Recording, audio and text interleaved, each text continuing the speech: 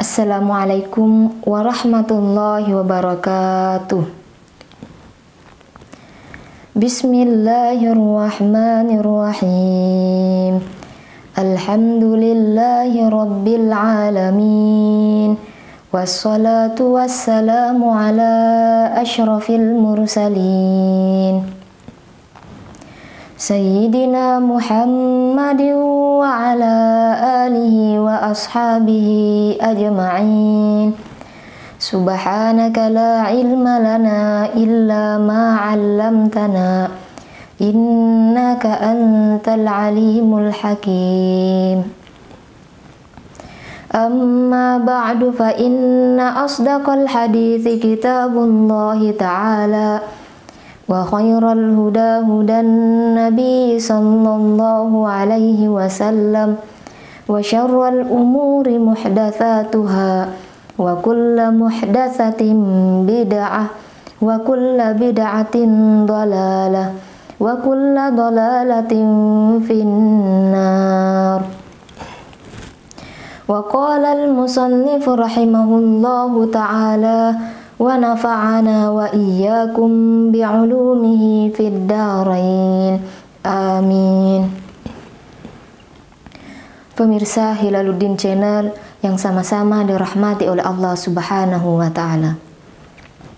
Alhamdulillah, kembali kita bersyukur atas kehadirat Allah Subhanahu wa taala, karenanya masih memberikan kita umur yang panjang, masih memberikan kita kesempatan untuk hidup sampai detik ini. Dan semoga Allah Subhanahu wa ta'ala masih tetap memberikan bimbingannya kepada kita, sehingga yang insya Allah kehidupan kita nantinya mulai hari ini lebih baik dibandingkan dengan kehidupan sebelumnya.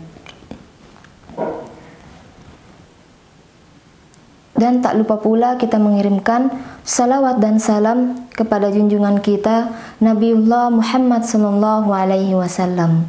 Allahumma salli ala Sayyidina Muhammad wa ala ali Sayyidina Muhammad. Nabi yang membawa manusia dari alam kegelapan menuju alam yang terang menderang.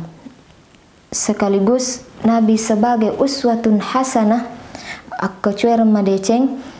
Oleh karenanya kita sebagai umatnya agar senantiasa mengambil jalan dengan mengikuti sunnah-sunnah Rasulullah Sallallahu Alaihi Wasallam. Alhamdulillah, pengajian kita pada malam hari ini di kitab Riyadhus Shalihin karangan Abi Zakaria Muhyiddin Yahya An-Nawawi. Sebelum kita membahas isi dari kitab Riyadhus Shalihin ini, alangkah baiknya kita mengetahui dulu pengarangnya beserta riwayat hidup dari sang pengarang. Bagaimana riwayat hidup dari sang pengarang? Bahwa sejak kecil sebenarnya Imam An-Nawawi sudah memiliki keistimewaan tersendiri dibandingkan dengan teman-teman sebayanya.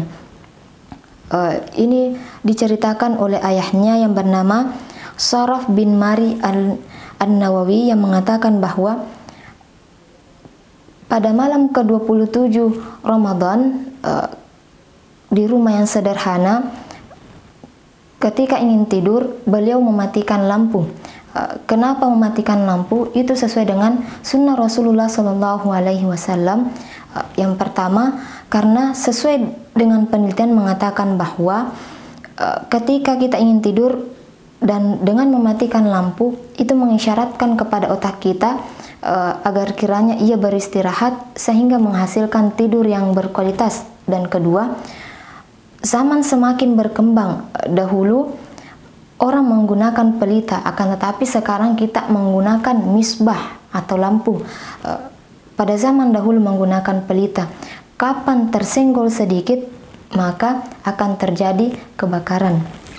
Lanjut cerita bahwa pada malam tersebut Imam An-Nawawi beserta bapaknya dan Imam An-Nawawi terbangun dari tidurnya. Dia melihat ada cahaya yang terang sehingga dia membangunkan ayahnya dan bertanya, "Dari mana Kak asalnya cahaya ini? Mengapa begitu terang?" Sang ayahnya pun sangat kebingungan karena dia tidak melihat cahaya tersebut. Dan pada peristiwa tersebut akhirnya ayahnya memahami bahwa sang anaknya tersebut sudah melihat malam Lailatul Qadar pada malam ke-27 Ramadan. Lanjut bahwa sebenarnya Imam An-Nawawi ini hampir sama dengan kita semasa kecilnya, yakni suka bermain, akan tetapi sebenarnya Imam An-Nawawi dikucilkan oleh teman-temannya. Ketika itulah yang menyebabkan Imam An-Nawawi menangis, dan datanglah seorang ulama menghampirinya dan bertanya, "Mengapa kamu menangis?" Dan anehnya lagi, sang anak tersebut menangis dalam keadaan membaca Al-Quran, sehingga sang ulama tadi membawa kepada guru mengajinya dan memerintahkan atau meminta tolong untuk dibimbing anak tersebut, karena dia melihat bahwa sang anak tadi ketika di masa depan nanti insya Allah dia akan menjadi wali Allah Subhanahu wa Ta'ala, dia akan menjadi ulama besar. Nah, akan tetapi sang guru kebingungan dan bertanya kepada sang ulama dan bertanya, "Apakah kamu seorang dukun atau seorang peramal?" Sang ulama pun mengatakan, "Saya bukan dukun ataupun peramal, akan tetapi saya mengatakan tersebut adalah atas bimbingan Allah Subhanahu wa Ta'ala, atau Allah Subhanahu wa Ta'ala yang menggerakkan lidah saya sehingga saya mengatakan hal tersebut." Pemirsa yang sama-sama dirahmati oleh Allah Subhanahu wa Ta'ala, sebenarnya masih banyak kisah tentang Imam An-Nawawi, akan tetapi jika kita bahas kisah Imam An-Nawawi tersebut, mungkin kita belum bisa masuk pada pembahasan. Sekarang kita masuk pada pembahasan. Bismillahirrahmanirrahim. Babul ikhlasi wa ikhdarin niyati.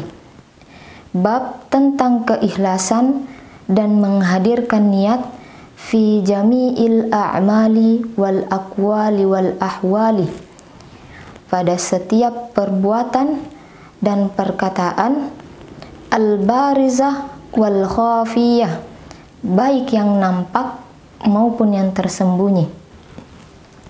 Allah Subhanahu wa Ta'ala berfirman, "A'udzu billahi minasyaitonir rajim. Wa ma umiru illa liya'budullaha mukhlishina lahuddin."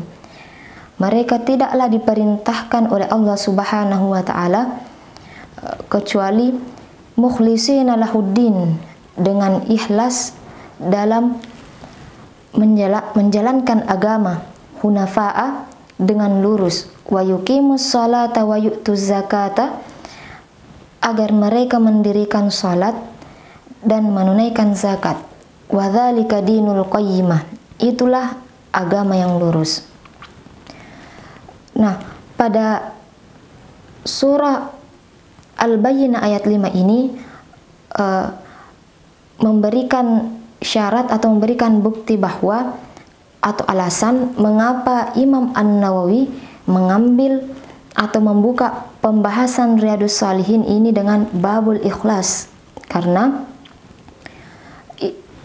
tentang ikhlas ini adalah perihal hati, tidak nampak. Babul ikhlas ini adalah perihal hati. Maksudnya bahwa hanya kita beserta Allah Subhanahu wa Ta'ala yang tahu. Nah, pada Al-Quran surah Al-Bayyinah ayat 5 ini menjelaskan bahwa kita sebagai umat manusia diciptakan oleh Allah Subhanahu wa Ta'ala untuk beribadah kepada Allah, mukhlishina lahuddin, menekankan bahwa kita harus ikhlas dalam menjalankan agama Allah Subhanahu wa Ta'ala, ikhlas dalam beribadah, karena ikhlas ini merupakan sebagai penentu atau yang memberikan yang menentukan kualitas ibadah kita. Apakah kita ikhlas beribadah semata-mata kepada Allah Subhanahu wa Ta'ala, ataukah karena kita beribadah akan tetapi ada niat yang tersembunyi atau ada niat yang lain dalam hati kita. Apakah kita ingin dipuji atau ria, istilahnya ria, dipuji oleh orang lain. Kedua, ada istilahnya sum'ah atau memperlihatkan ibadah kita di hadapan manusia ataupun sombong kepada manusia. Nah, disinilah urgensinya ikhlas, bahwa dia akan menentukan kualitas ibadah kita di sisi Allah Subhanahu wa Ta'ala. Wa qala ta'ala, dan Allah Subhanahu wa Ta'ala berfirman, la yanalallaha luhumuha wala dima'uha.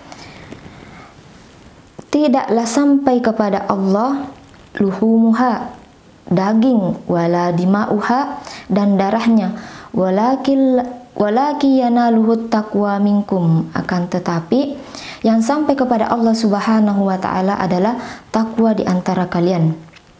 Surah Al-Hajj ayat 37. Nah, surah Al-Hajj ayat 37 ini menjelaskan kepada kita bahwa Allah Subhanahu wa Ta'ala tidak melihat dari kuantitas yang kita keluarkan.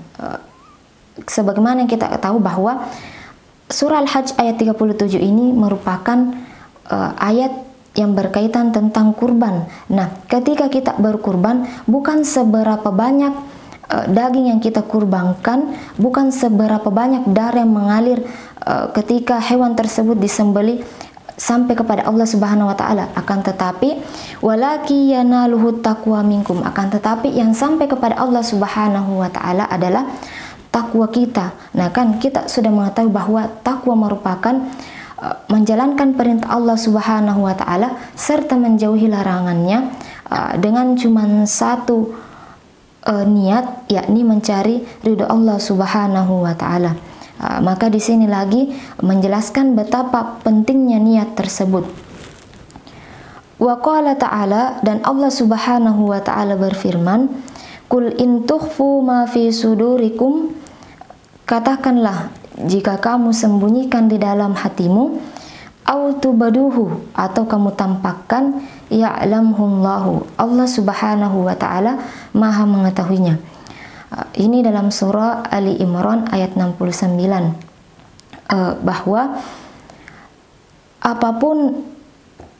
bahwa sebenarnya niat itu,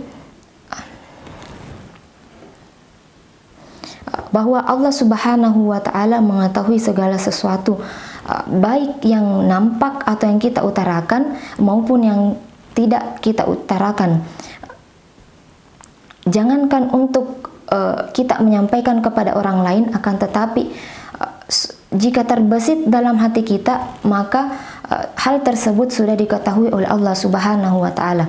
Maka ini kembali lagi kepada persoalan niat.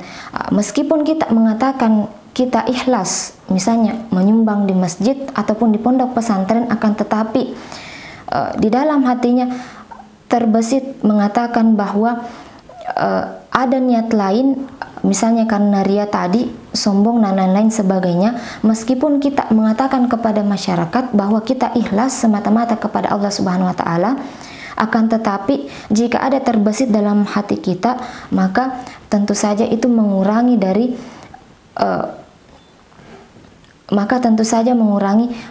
pahala, atau bisa saja pahala kita tersebut tidak sampai kepada Allah Subhanahu wa Ta'ala. Nah, inilah pentingnya niat, karena sesungguhnya niat itu bisa berubah-berubah. Bisa saja jika sekarang kita beribadah atau melaksanakan sesuatu karena Allah Subhanahu wa Ta'ala, akan tetapi bisa saja nanti berubah karena hal lain, karena banyak faktor yang bisa mempengaruhi. Sehingga Ibnu Mubarak mengatakan bahwa banyak amal kecil jadi besar di sisi Allah Subhanahu wa Ta'ala karena persoalan niat. Begitupun sebaliknya, banyak amalan besar akan tetapi menjadi kecil di sisi Allah Subhanahu wa Ta'ala karena persoalan niat. Misalnya tadi banyak persoalan kecil jadi besar. Bisa saja kita hanya menyingkirkan batu di pinggir jalan, akan tetapi niat kita ikhlas semata-mata karena Allah Subhanahu wa taala, maka itu tentu saja bernilai pahala yang besar di sisi Allah Subhanahu wa taala. Begitupun sebaliknya, jika misalnya zahirnya kita melihat misalnya pahala jihad, menghafal Al-Quran, salat dan lain sebagainya, itu merupakan persoalan atau ibadah yang besar, akan tetapi bisa saja berubah di sisi Allah Subhanahu wa taala karena adanya perubahan niat dalam diri kita. Mungkin inilah yang sempat saya sampaikan pada kesempatan ini. Mudah-mudahan Allah Subhanahu wa taala meridhoi apa yang kita kerjakan. Wa an Amiril Mukminin Abi Hafdin Umar bin Khattab bin Nufail bin Abdil Uzza bin Riyahi bin Abdillah bin Qurti bin Razahi bin Addi bin Ka'bi bin Luwali bin Ghalib al-Qurashi al-Adawi radhiyallahu anhu. Qala sami'tu Rasulullah sallallahu alaihi wasallam yaqul wallahu a'lam bis-shawab. A'udzu billahi minasyaitonir rajim. Bismillahirrahmanirrahim. Allahumma shalli ala sayidina Muhammad wa ala ali sayidina Muhammad. Allahumma faqihna fid din wa 'allimna ta'wil. Allahumma inna nas'aluka fahman nabiyyin wa hafizal mursalin wa ilhamal malaikatal muqarrabin. Allahumma aknana bil ilmi wa zayyana bil hilmi wa akrimna bit taqwa wa jammilna bil afiyah. Rabbana atina fid dunya hasanah wa fil akhirati hasanah wa qina adzaban nar. Wa salamun alal mursalin walhamdulillahi rabbil alamin. Al-Fatihah. Wassalamualaikum warahmatullahi wabarakatuh.